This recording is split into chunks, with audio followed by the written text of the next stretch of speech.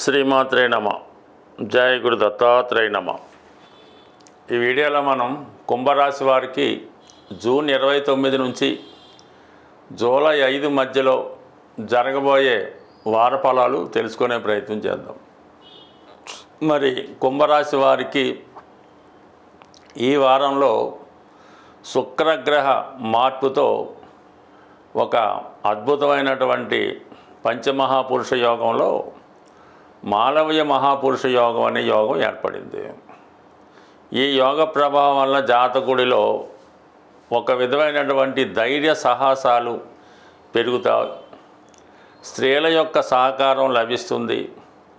మాతృస్థానం అభివృద్ధి చెందడం వలన జాతకుడు ఎక్కువగా సుఖ సంతోషాలతో గడపడం జరుగుతూ ఉంటుంది. అంటే ఎప్పుడన్నా ఒక వ్యక్తికి ఆనందం కలిగిందంటే చాలా సమస్యలు పరిష్కారం అవ్వాల్సి ఉంటుంది. ఇటువంటి సమయంలో అంటే ఇప్పుడు ఏర్పడినటువంటి ఈ యోగం సుమారుగా జూలై నెల చివరి వారం వరకు ఉంటుంది. అందువల్ల ఇప్పుడు చేసే ప్రయత్నాలు చతుర్థ భావానికి సంబంధించిన ప్రయత్నాలు, విద్య సంబంధించినవి, స్థిరాస్తి సంబంధించినవి, వైవాహిక జీవితానికి తల్లిగారితో ఉన్నటువంటి సంబంధాలు, వారి యొక్క ఆరోగ్యం మొదలగు విషయాల్లో జాతకుడికి పాజిటివ్ ఫలితాలు ఎక్కువగా రావడం జరుగుతూ ఉంటుంది.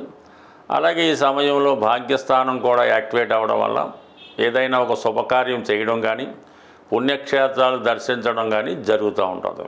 ఇది ఎక్కువగా స్త్రీలకి మరీ ఎక్కువ సంతోషాన్ని, ఆనందాన్ని కలిగిస్తుంది. వాళ్ళలో ఉన్నటువంటి టాలెంట్కి తగిన గుర్తింపు రావడం, వారిలో కూడా ఒక ఆకర్షణ పెరగడం వల్ల వివాహం లాంటి ప్రయత్నాలు తొందరగా నెరవేరుతూ ఉంటాయి. మీరు ఏదైనా ఒక కళారంగానికి చెంది సినిమా ఫీల్డ్లో టీవీకో చెంది ఉంటే మరింత ఆకర్షణతో మీ యొక్క విద్వత్తుకి తగిన గుర్తింపు, తగిన ప్రతిఫలం, అలాగే ధన సంబంధించిన విషయాల్లో అభివృద్ధి, ఇవన్నీ కూడా స్త్రీలకు ఎక్కువగా ఉపయోగపడే అవకాశం ఉన్నది. ఫర్ ది సేమ్ టైం రాశియందు రాహు ఉండడం వల్ల ఇది కొన్ని రంగాల్లో ఉన్న వాళ్ళకి చాలా ఉపయోగపడుతూ ఉంటుంది. ఎక్కువగా సినిమా ఫీల్డ్లో ఉన్న వాళ్ళకి, మెడికల్ రంగంలో ఉన్న వాళ్ళకి, సాఫ్ట్వేర్ రంగంలో ఉన్న వాళ్ళకి చాలా వరకు అనుకూలిస్తూ ఉంటుంది. అదే ఈ రాహు చాలా వరకు ఏంటంటే కొద్దిగా నిజాయితీతో కష్టపడి ప్రయత్నం చేద్దాం అనుకున్న వాళ్ళకి కొద్దిగా ఆటంకపరుస్తూ ఉంటాడు. ఏదో విధంగా మనం పని సాధించాలి, అందులో న్యాయమా అన్యాయమా, ఈ విధంగా చేయొచ్చా చేయకూడదు, ఇవన్నీ పక్కన పెట్టి ఒక విధమైనటువంటి కాన్ఫిడెన్స్తో అడ్డుగోలుగా ముందుకెళ్ళిపోతే టెంపరీగా అయినా తన ప్రయత్నాన్ని సాధించగలుగుతూ ఉంటాడు. ప్రతిదానికి రూల్స్ పెట్టుకుంటూ ఒక సాంప్రదాయం పాటిస్తూ ఈ విధంగానే చెయ్యాలి, ఈ విధంగా ఉండాలి, ఈ కట్టుబాట్లతోనే ఉండాలి అనుకున్న వారికి రాహు పెద్దగా ఉపయోగపడ్డం. సో అందువల్ల ఏంటంటే అలాగని వెళ్ళడం అంత మంచిది కాదు. కొంతవరకు టెంపరీగా అటువంటి ప్రయత్నాలు ఫలించిన తర్వాత దాని యొక్క ఇంపాక్ట్ కూడా జాతకుడికి ఉంటుంది. కాబట్టి కొద్దిగా కష్టమైన ఆలస్యమైన మీకున్నటువంటి మార్గంలో పర్ఫెక్ట్గానే నిజాయితీగానే మీ అర్హత స్థాయిని బట్టే వెళ్ళాలి తప్ప ఏదో విధంగా మనం సాధించవచ్చు అని ఏదో ఫేక్ డాక్యుమెంట్లు పెట్టి స్థిరాస్తి అమ్మడం కానీ, లేదంటే ఏదైనా ఉద్యోగం సంపాదించాలని ప్రయత్నం చేస్తే తర్వాత దాని ఇంపాక్టు చాలా తీవ్రంగా ఉంటుంది. కాబట్టి చాలా వరకు అటువంటి సలహాలు ఇచ్చే వాళ్ళకి దూరంగా ఉండటం, మీరు కూడా నిజాయితీగానే వ్యవహరిస్తే చాలా వరకు మీ యొక్క సక్సెస్ కొద్దిగా ఒకసారి ఫెయిల్యూర్ అయినా సెకండ్ టైం అనేది సక్సెస్ అవుతుంటుంది. మీరు ఒక వీసాకు ప్రయత్నం చేసినా, ఒక విదేశ ప్రయత్నం చేసినా, ఒక కాలేజీలో సీటుకు ప్రయత్నం చేసినా కంపల్సరీగా ఒకసారి రిజెక్ట్ అయినా నెక్స్ట్ టైం అయితే సక్సెస్ అవుతుంది. అది మీకు కంపల్సరీగా విజయాన్ని ఇవ్వడం జరుగుతూ ఉంటుంది. ఇది కంపల్సరీగా పాటించాలి. సప్తమ స్థానంలో కుజకేతువులు కంపల్సరీగా ఆత్మీయులను దూరం చేస్తుంది. భార్యాభర్తల మధ్య ఎడబాటు వస్తుంది. కావలసిన వారే ఏదో విధంగా మిమ్మల్ని నిందించే ప్రయత్నం జరుగుతూ ఉంటుంది. వాటి ఏదైనా కొన్ని అవకాశాలు వచ్చినప్పుడు కొన్ని వదులుకుంటేనే మీరు ముందుకెళ్ళగలరు. అది ఒక భార్యాభర్తల మధ్య సంబంధం కానీ, ప్రేమికుల మధ్య సంబంధం కానీ, ఒక అఫైర్ కానీ ఉండొచ్చు. కానీ దాన్ని వదులుకుంటేనే మీరు ఏ విధంగా పైకి వెళ్తారు. కాబట్టి అటువంటి పరీక్ష లాంటి సిచ్యువేషన్ ఈ సమయంలో వస్తుంది. కంపల్సరీగా వదులుకుంటేనే మంచిది. అలాగే బుధుడి యొక్క స్థితి, దగ్గర బంధువులతో విరోధాలు రావచ్చు, ఆర్థికపరమైన ఇబ్బందులు అనుకోకుండా వచ్చే అవకాశం ఉంది.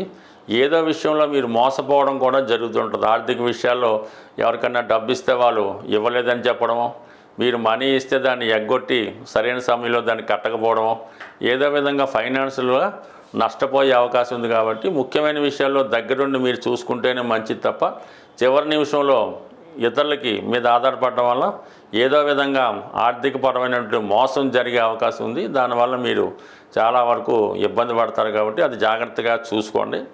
ఇంకా మీకు కొన్ని రోజుల పాటు ఉండే ఏలినాటి శని కుటుంబానికి దూరంగా వెళ్ళడానికి కూడా అవకాశాలు ఇస్తుంటాయి. ప్రతిదీ కూడా ఈ సమయంలో ఎలా ఉంటుందంటే ఒక మంచి ఒక చెడు జరుగుతూ ఉంటుంది. అలాగే ఇది జాగ్రత్తగా కొన్ని కావాలంటే కొన్ని వదులుకోవాల్సి ఉంటుంది. ఏదైనా నిర్ణయం జాగ్రత్తగా తీసుకుంటే ఫలితం మాత్రం ఖచ్చితంగా గతంలో పోలిస్తే ఇప్పుడు బెటర్గా ఉండే అవకాశం ఉంది. ఈ సమయంలో మీరు కంపల్సరిగా రాహుగ్రహ అనుగ్రహం కోసం దుర్గా అమ్మవారి ఆరాధన, వారాహి దేవి అవ్వచ్చు, రాజశ్యామల అవ్వచ్చు, ఏదో ఒక దేవతని ఆశ్రయించి వీలైతే అమ్మవారి యొక్క అష్టోత్తరం చదవడం, శుక్రవారం కానీ అమావాస్య రోజు కానీ అష్టమి రోజు వారిని అమ్మవారి ఆలయాన్ని దర్శించి ఒక గుమ్మడికాయ లేదంటే 4 కొబ్బరికాయలు అమ్మవారి ఆలయంలో ఇవ్వడం వల్ల ఇటువంటి నిందలు, చికాకులు, అపవాదులు ఉంటే అవన్నీ సమసిపోయి చక్కగా మీ యొక్క పనులు సకాలంలో నిజాయితీగా నెరవేరే అవకాశం ఉంటుంది. స్వస్తి. ఏదైనా ఈ వార ఫలాలు కానీ మాస ఫలితాలు కానీ కేవలం ఒక సూచనగా మాత్రమే తీసుకోవాలి తప్ప కేవలం ఇది మాత్రమే జరుగుతుంది అన్నది మాత్రం ఎట్టి పరిస్థితిలో కూడా జరగదు. మీ యొక్క జన్మజాతకాన్ని బట్టి జరుగుతున్నటువంటి దశలను బట్టి మన యొక్క గోచారం కానీ దశ కానీ నడుస్తూ ఉంటుంది. కేవలం మనం చంద్రుడిని బేస్ చేసుకునే ఈ ఫలితాలు చెప్పడం జరుగుతూ ఉంటుంది.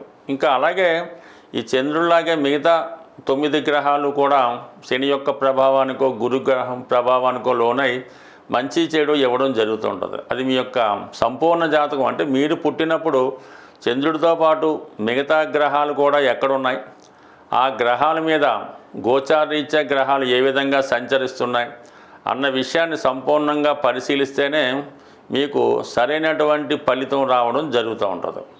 ప్రస్తుతం ఈ కేతువు కుజగ్రహంతో కలిసి ఉండడం వల్ల అన్నదమ్ముల విభేదాలు, యాక్సిడెంట్లు జరుగుతున్నాయి అనుకుందాం. అదే మీ జన్మజాతకంలో అదే ప్రాంతంలో శుక్రగ్రహం ఉంటే ఆ శుక్రగ్రహాన్ని కేతు క్రాస్ చేస్తే ఇంచుమించుగా సమయం ఆ సంవత్సరంన్నర కూడా చాలా ఆర్థికపరమైన ఇబ్బందులతో ఎదుర్కోవడం జరుగుతూ ఉంటుంది. అలాగే ఇంకొక బుధగ్రహంతో కలిసి ఉన్నప్పుడు చదువు పాడై వేరే విషయాల మీదకి మనసు మళ్ళీ అసలు విద్య మానేసి వేరే విద్య నేర్చుకోవడం జరుగుతూ ఉంటుంది. ఇలా ప్రతి గ్రహం కూడా గోచారం మీద ప్రభావం చూపుతుంటుంది. కాబట్టి కేవలం ఈ ఒక్క ఫలితాన్నే కాకుండా మీ వ్యక్తిగత జాతకాన్ని, అలాగే ప్రస్తుతం జరుగుతున్నటువంటి దశలు, అలాగే మన పుట్టినప్పుడు ఉన్నటువంటి జాతకంలాగే ప్రతి సంవత్సరం కూడా మన పుట్టిన తారీఖు, పుట్టిన సమయానికి ఇంకొక చక్రం ఉంటుంది. అంటే దాన్ని సంవత్సర ఫలితాలు తెలుసుకోవడానికి ఆ వర్షఫల చక్రాన్ని కూడా తయారు చేసి ఆ సంవత్సరంలో ఏం జరుగుతాయి అన్న విషయాన్ని కూడా తెలుసుకోవాల్సి ఉంటుంది. కాబట్టి ఇవన్నీ కూడా మనం చెప్పినవి జరగటం లేదనుకోకుండా మిగతా జాతకాన్ని కూడా చూపించుకొని దాన్ని కూడా పరిశీలించుకొని ఏదైనా మన ప్రయత్నం కూడా ఇంపార్టెంట్ కాబట్టి అది కూడా చేసుకుంటేనే మన ఫలితాలు రావడం జరుగుతూ ఉంటుంది. ఇప్పుడు వచ్చినటువంటి మనకి ఈ వారం నుంచి ప్రారంభమైనటువంటి ఆషాఢ మాసం అన్నది చాలా వరకు మీ యొక్క గ్రామ దేవతల్ని, అమ్మవారిని, కులదేవతల్ని, కులదైవాన్ని ఆరాధించే సమయం. కాబట్టి కంపల్సరిగా మీరు ఈ సమయంలో మీ పెద్దవారి ద్వారా మీ కులదైవం ఎవరో తెలుసుకొని ఆ కులదైవాన్ని పూజించడం, కంపల్సరిగా మీ గ్రామ దేవతకి బోనాలు సమర్పించడం కానీ, అంటే అక్కడ ఉన్నటువంటి ఆచారం బట్టి వారికి చీర, గాజులో, చలిమిడో, వడపప్పో ఏదో ఒకటి ఆ గ్రామ ఆచారం ప్రకారం అమ్మవారిని పూజించడం వల్ల మీతో పాటు మీ కుటుంబ సభ్యులు కూడా శ్రేయస్సు జరిగే అవకాశం ఉంది. కాబట్టి అలాగే మరి ఈ సమయంలో మీ యొక్క ఇంటి ఆడపడుచులను కూడా ఆదరించి వారికి ఇవ్వవలసినవి ఏమంటే ఇచ్చి వారి నుంచి కూడా ఆశీస్సులు పొందడం వల్ల చాలా వరకు ప్రతి ఒక్కరికి అనుకూలత ఏర్పడుతుంది, అదృష్టం కలిసి వస్తుంది. ఇన్ని రకాలుగా జాతకాన్ని చూడటం, అలాగే దాని పరిహారాలు అనేక రకాలుగా ఉంటాయి. ఇందులో కుటుంబంలో ఏ ఒక్కరికి కష్టం కలిగినా, ఇబ్బంది కలిగినా ఆ ఇంపాక్ట్ మొత్తం కుటుంబం మీద ఉండడం జరుగుతూ ఉంటుంది. ఇందువల్ల ఇదొక సమిష్టి విషయంలో అందరి జాతకాలను బట్టి కూడా జీవితం నడుస్తూ ఉంటుంది. ఇవన్నీ పరిశీలించుకొని ఎవరైనా మీకు చిన్నతనం నుంచి చూసినటువంటి ఒక గురువో, ఒక పంతులు గారో, ఒక ఆచార్య గారో ఉంటే వాళ్ళు జాగ్రత్తగా చూపించుకొని నిస్వార్థంగా వారు చెప్పే ఫలితాలు తెలుసుకుంటే ఏదో విధంగా అంటే ఏదైనా మీరు మారాలి, మనం మంచి వైపు వెళ్ళాలి అనుకున్నప్పుడు దాన్ని పాటించడం మంచిది. ఏదైనా అంతా బాగుంది, సవ్యంగా నడుస్తుంది, ఏ ఇబ్బంది లేదు అనుకున్నప్పుడు జ్యోతిష్కుని కానీ ఎవరిని కానీ సంప్రదించకుండా మీ మార్గంలో మీరు వెళ్ళటమే మంచిది. ఏదైనా ఇబ్బందులు వస్తున్నప్పుడు ఏదో విధంగా ఆ సమస్యని పరిష్కరించుకోవడానికి ఎవరో ఒక గురువుని ఆశ్రయిస్తే అది కొంతవరకు ఆ సమస్య పరిష్కారానికి మార్గం దొరుకుతుంది. స్వస్తి.